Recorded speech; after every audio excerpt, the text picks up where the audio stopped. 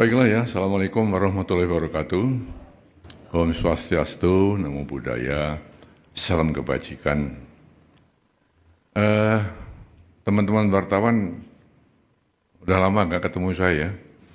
Terakhir beberapa tahun ya yang lalu saya bicara di sini waktu Presiden Jokowi masih ya. Dan memang dengan posisi saya sebagai One Team Press dulu ya, sekarang sebagai penasihat khusus Presiden bidang politik dan keamanan, sebenarnya secara etika moral ya, itu memang penasihat Presiden itu dibatasi ngomongnya, ya, nggak boleh membicarakan sesuatu yang disampaikan ke Presiden atau yang dibicarakan dengan Presiden di muka umum, kan begitu ya. Itu etika moralnya begitu ya, sehingga memang sudah lama saya tentu tidak berbicara dengan teman-teman wartawan ya. Tapi sore ini saya baru saja menghadap Presiden. Banyak hal yang dibicarakan,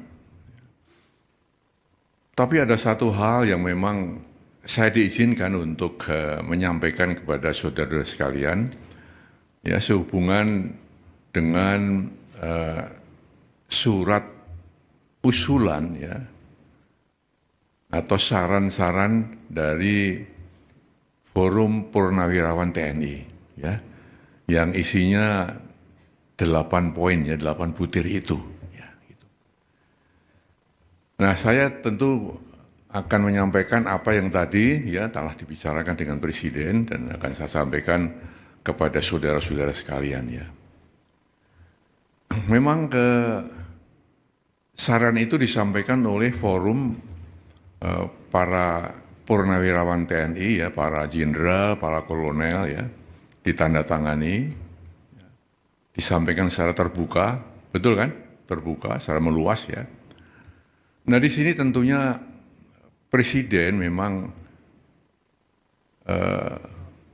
menghormati dan memahami ya pikiran-pikiran itu, karena kita tahu beliau dan para purnawirawan satu alma mater ya, satu perjuangan, satu pengabdian, dan tentu punya sikap moral yang sama ya dengan jiwa sabta marga ya dan sebuah prajurit itu. Ya. Oleh karena itu beliau memahami itu. Ya.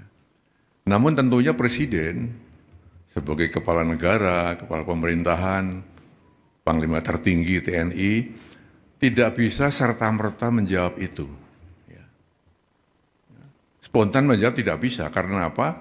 Beberapa alasan. Ya. Yang pertama, kan beliau perlu mempelajari dulu ya, isi dari statement itu, isi dari usulan-usulan itu.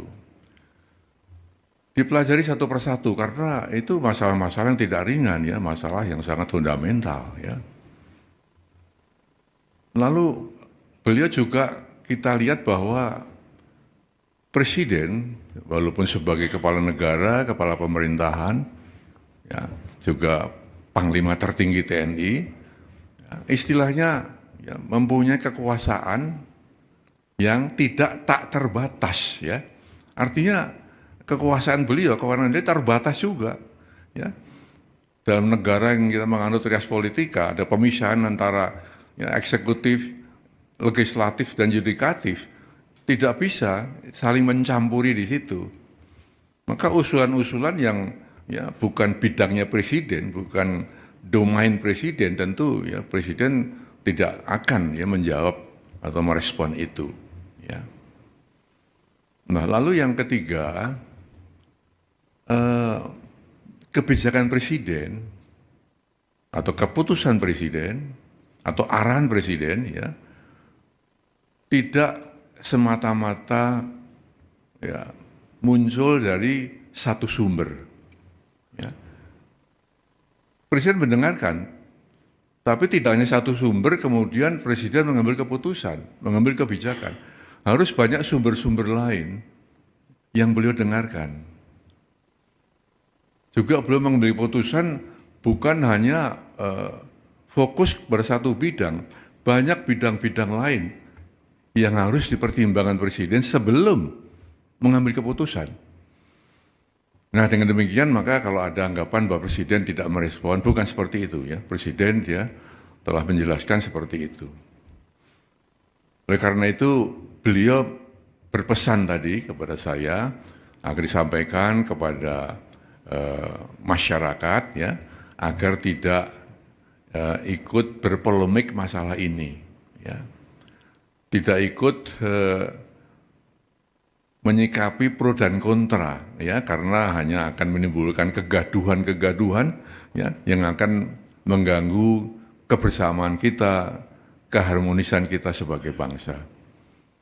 Nah, itulah ya kira-kira yang bisa saya sampaikan, ya, sehingga dengan demikian maka kita mengharapkan bahwa saatnya nanti ya tentu ada penjelasan-penjelasan resmi ya yang bisa mendinginkan suasana. Kita sedang menghadapi ya banyak masalah, ya tentunya yang kita harapkan adalah satu ketenteraman di masyarakat, keharmonisan, kebersamaan untuk menghadapi hal-hal yang benar-benar dihadapi negeri.